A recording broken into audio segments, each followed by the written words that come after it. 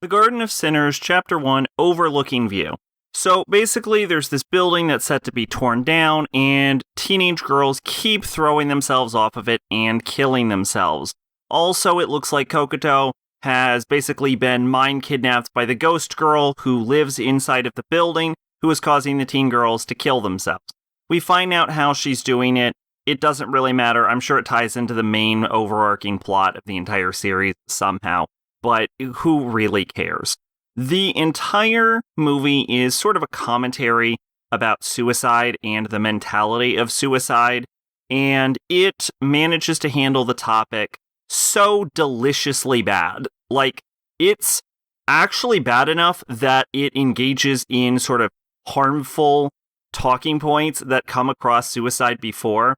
So the whole thing basically discusses the ideas of like feelings of emptiness, feelings of isolation and being trapped, and the urge to sort of escape. And it does this through a sort of metaphor about floating versus falling, and the discussion towards the end of Kokoto's dream about a dragonfly that was flying and a butterfly that wasn't content with floating and instead tried to fly after the dragonfly and ended up falling. And the concept of flying being equated to falling is put throughout the course of the film several times.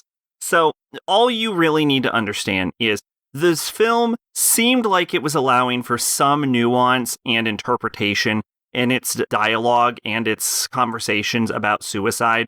And then the post-credits scene throws all of that nuance out of the way and removes any room for discussion or alternate interpretation and just comes out and says exactly what the movie means, which is that this film is calling anyone who attempts or commits suicide or is having suicidal thoughts a weak coward. Now, here's the thing about that. This is a shown harmful ideology that has been shown to actually increase suicides because it sort of stigmatizes the ability for people who are having suicidal thoughts to have dialogues and to speak about their suicidal ideations with people around them in a way that might actually prevent their suicide, because it sort of reinforces and describes them as being weak cowards and something that they wouldn't want to admit or openly talk about. So the very function of this movie, the very idea that this movie presents, is shown to increase suicides in a film what is specifically anti-suicide. It is adorably terrible. Like, this is the point where Garden of Sinners has stopped just being poorly written, edgy teenage bullshit and has actually become an actually harmful and potentially dangerous piece of media. Am I being a little hyperbolic?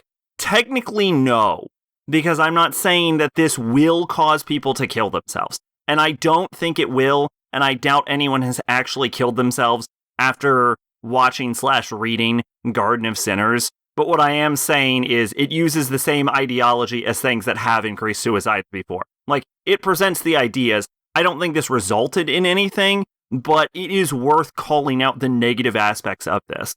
Now, I will say that this movie isn't actually all bad. So, but the parts of it that are actually decent have absolutely fucking nothing to do with suicide. What is actually decent is the demonstrations of the relationship between Shiki and Kokoto in this film. So this sort of opens up with Kokoto giving Shiki a bunch of Haagen-Dazs ice cream that is strawberry flavored and then telling her that strawberries are actually related to roses. And he uses this as a sort of flirtatious way to call her a rose. It's actually kind of cute. Regardless, she takes offense to that because she's a fucking tsundere and refuses to eat the ice cream. And then after he gets basically mind kidnapped by the ghost suicide woman, she ends up missing him, cracks open that tub of ice cream, eats the shit out of that strawberries in a sort of like sensation of loneliness, which I think is actually further reinforced with the idea that he sort of like helps alleviate the loneliness now that she's missing her alternate personality. Anyway, doesn't really matter about that. At the end, we get this like cute little scene where she goes out of her way to prove to him that she has eaten some of this ice cream. And this goes a decent way of actually showing the sort of like cute, flirtatious, but sort of arm's length relationship these two characters have. Also worth noting that when Shiki is talking to Suicide Ghost Woman, she says that Suicide Ghost Woman can't have Kokoto because he's her method of escape, which again I think relates to the missing personality, but I also think goes further to show that perhaps Shiki herself has had some sort of suicidal thoughts or is potentially suicidal, and Kokuto helps keep her grounded. I'm not sure if the movie doesn't really get into that, but I could definitely see this being an aspect of the series going forward. And I think there are some sort of implications that sort of help sweeten and further establish the relationship between Shiki and Kokuto.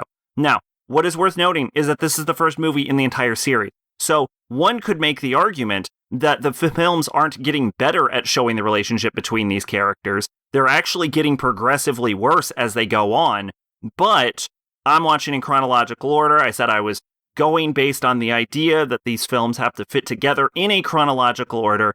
And in that regard, I will say that it is doing its job suitably well. And honestly, at this point, 4 movies in, Garden of Sinners needs any win it can get. Twitch and Discord in the description. I've been Sacrobolic, your Envoy of Hope. Bye-bye.